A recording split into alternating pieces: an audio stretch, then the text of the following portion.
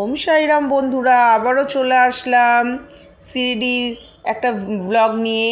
এর আগে অনেকবারই তোমাদের শেয়ার করেছি, কিন্তু এইটা হচ্ছে বৃহস্পতিবার করে বাবার পালকি বেরায়। দেখো এই যে রাস্তায় রঙ্গোলি দিচ্ছে, আর চারিদিকে ভক্তদের ভিড় দেখো। নানান দূর থেকে, নানান গ্রামের থেকে সব ভক্তরা আসে এবং সন্ধ্যে 6টার থেকেই ব্যারিকেড দেওয়া হয়ে যায়। আর সেখানে শুধু মানে মন্দিরের যারা আর কি সঙ্গে যুক্ত তারাই ওই ভেতরটায় যেতে পারবে। আর এইটা দেখো, এই যে দেখছো এই মেশিনটা, এটা হচ্ছে ফুল ফায়ারিং হয়। তো ফুল ভরছে, 9:30টার সময় বাবার পালকি বেরাবে। তো মোটামুটি টাইম হয়েই এসছে বন্ধুরা। এই দেখো সব ফুল ইয়ে করছে, আর এদিকে দেখো গ্রামের সব মানে সবাই নাচছে, সবাই খুব আনন্দ করে। মানে আমারও খুব আনন্দ লাগছে।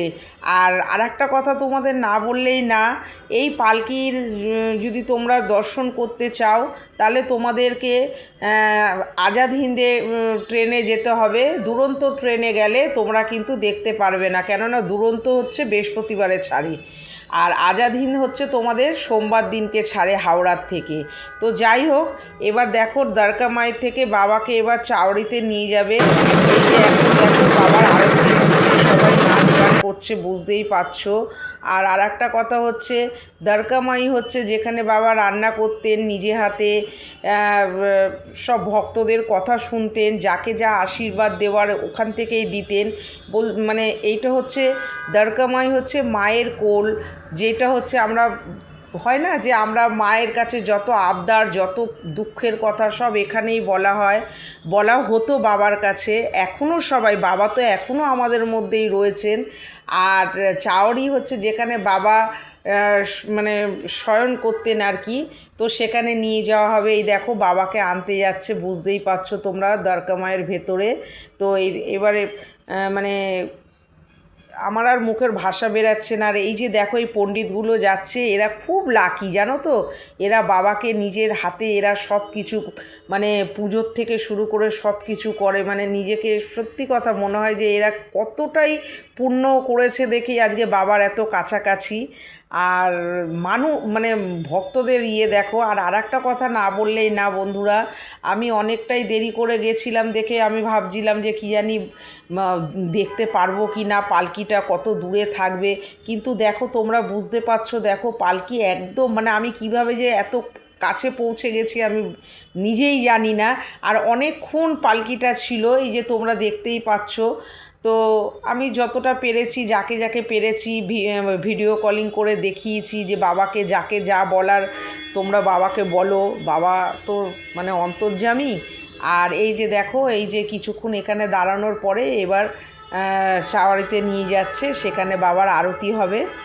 আর মানে আরতি হওয়ার পরে আবার বাবাকে দ্বারকা মাইতে নিয়ে যাবে, নিয়ে তারপরে সমাধি মন্দিরে নিয়ে গিয়ে সেজ আরতি করে তো বাবাকে শয়ন দেবেন।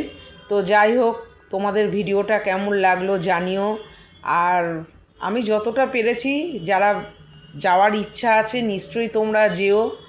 আর যারা যেতে পারবে না তারা ঘরে বসেই বাবাকে ডাকো, বাবা নিশ্চয়ই তোমাদের মনের আশা পূর্ণ করবেন, এইটুকুনি বলবো। তো দেখতে থাকো আরতি।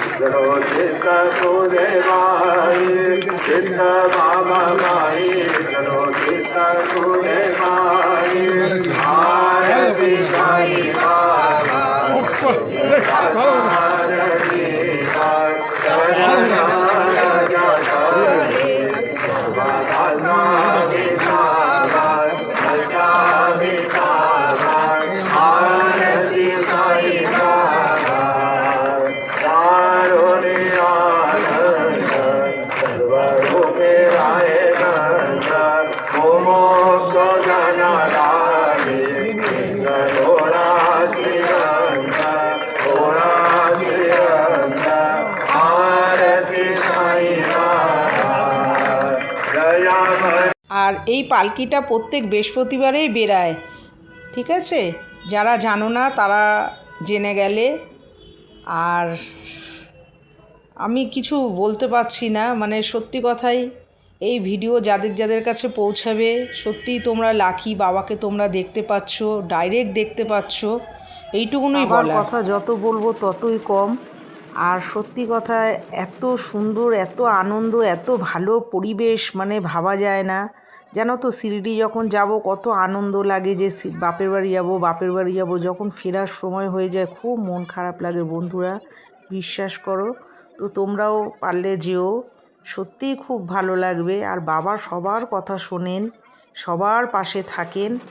আর আমার না সত্যি কথা, অনেক জায়গায় হয়তো আমার কথা আটকে গেছে বন্ধুরা, মানে আমি কি বলবো আমি নিজেই জানি না। মানে আমি এতটাই মুগ্ধ হয়ে সব সময় দেখতে থাকি, আমি জানি না। দেখো আমি একটা কথাই বলি, যে যেরকমভাবে বাবাকে ডাকে সে সেইভাবেই পায়। আমি আমার মতন আমি করছি, তো এইটাই হচ্ছে কথা। জানি না এই যে চলে এসেছি, বাবা আবার কবে ডাকবে, আবার কবে যাব বাপের বাড়ি। তবে এরকম এত পালকির জন্য এত এত গ্রামের থেকে লোক, এইটা সত্যি সাই বাবার জন্যই সবাই দৌড়ে আসেন। বাবা বাবাই, বাবার কোনো মানে বিকল্প কেউ আর হতে পারবেও না, আর নেইও। ঠিক আছে, তো তোমাদেরকে চেষ্টা করলাম যেইটুকু পারলাম তুলে ধর। সেই আরতি শুরু হয়ে গেছে, আজকের মতন এইটুকুনো। শুভরাত্রি, ভালো থেকো, টাটা।